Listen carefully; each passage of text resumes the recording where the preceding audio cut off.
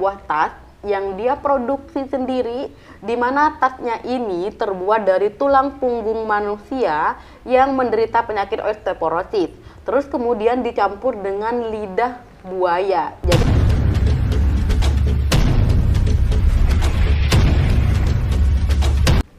halo teman-teman, welcome to my YouTube channel. Thank you sudah klik video ini. Dan pada kesempatan kali ini aku bakal membawakan sebuah kasus yang lagi-lagi naik di permukaan. Meskipun kasusnya udah lama terjadi, hanya saja sampai sekarang kasusnya masih belum terpecahkan.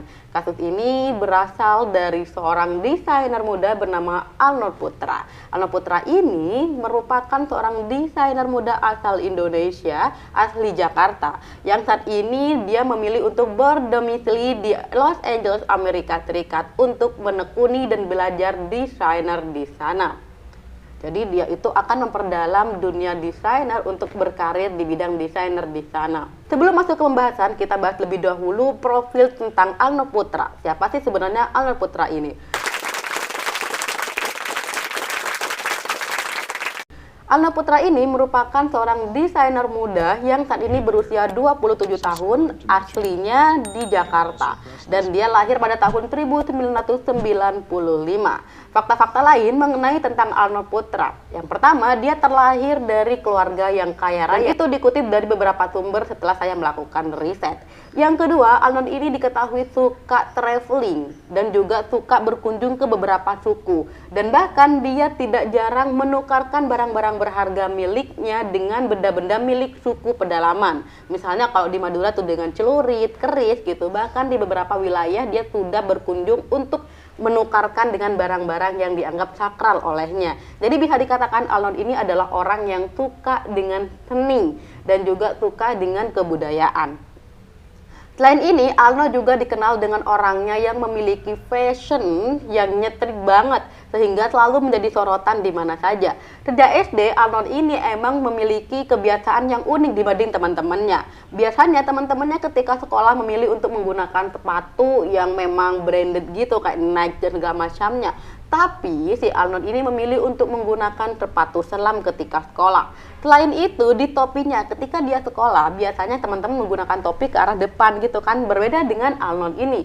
Si Arnold ini malah menggunakan topi dengan kondisi miring. Bahkan tidak lain, dia juga memilih untuk menambahkan topi lagi di atasnya sehingga terkesan seperti bajak laut. Nah, sejak saat itu dia udah kelihatan nih kalau orangnya memang memiliki ketertarikan di bidang fashion.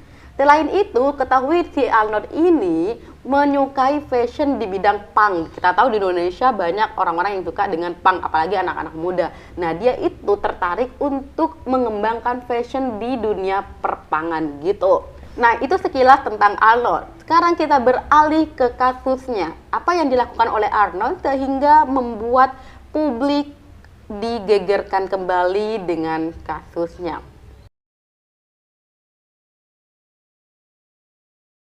Yang pertama, si Arnold ini membuat sebuah tas yang dia produksi sendiri, di mana tasnya ini terbuat dari tulang punggung manusia yang menderita penyakit osteoporosis. Terus kemudian dicampur dengan lidah buaya. Jadi ini gabungan antara tulang belakang manusia dengan lidah buaya. Dan itu mendapatkan harga yang cukup mahal ternyata. Si Arnold ini memberondol dengan harga 5.000 US dollar atau setara dengan 78,6 juta rupiah. Harga yang cukup fantastis, dan itu hanya ada satu yang dia produksi. Jadi kayak memang dia bikin satu gitu, jadi kayak limited edition gitu, bukan unlimited gitu. Jadi awalnya orang kayak biasa-biasa aja gitu, dia menyatakan di Instagramnya dan posting di Instagramnya tentang tas yang satu ini yang dia baru saja bikin.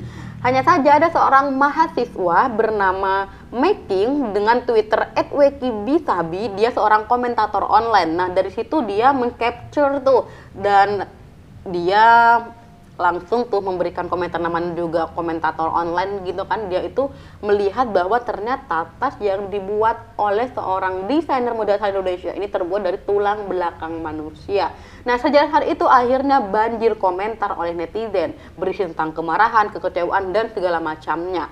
Hanya saja nih, Alnon menyatakan semakin banyak cacian, semakin banyak kritikan itu akan membuat dia semakin banyak belajar. Katanya nih, kalau misalnya kita berkarya hanya melewati jalur-jalur biasa aja, dia tidak akan berkembang. Oleh karena itu, dia memilih jalur berkarya dengan jalur oposisi.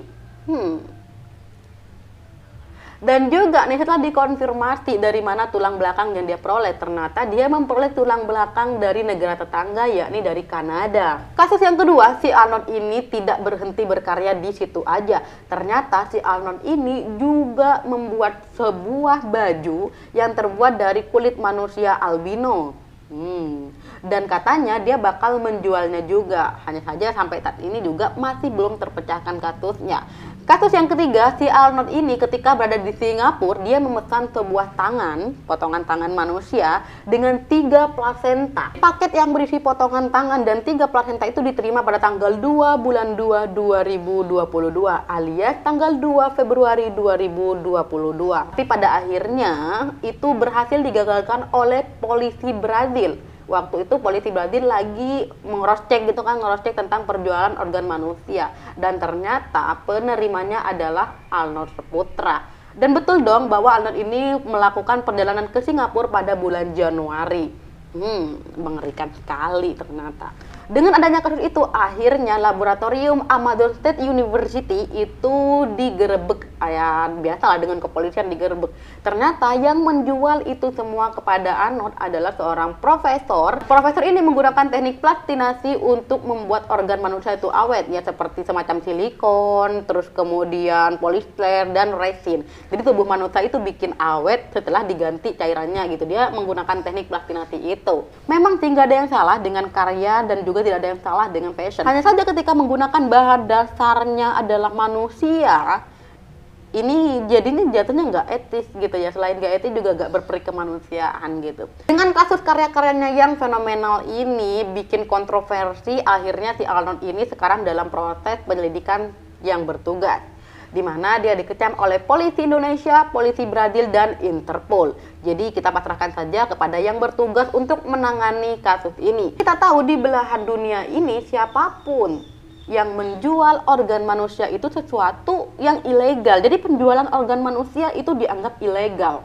So, itu aja kasus yang bisa aku bawakan pada video kali ini. Kalau misalnya teman-teman sudah mengetahui kasus mengenai Alnon ini, atau lebih banyak hal-hal yang kalian ketahui tentang Alnon, kalian bisa tulis di kolom komentar. Nanti kita bisa diskusi bersama. Terima kasih, sampai berjumpa di segmen selanjutnya. Jangan lupa like, komen, dan subscribe, karena subscribe itu gratis kok. Bye-bye!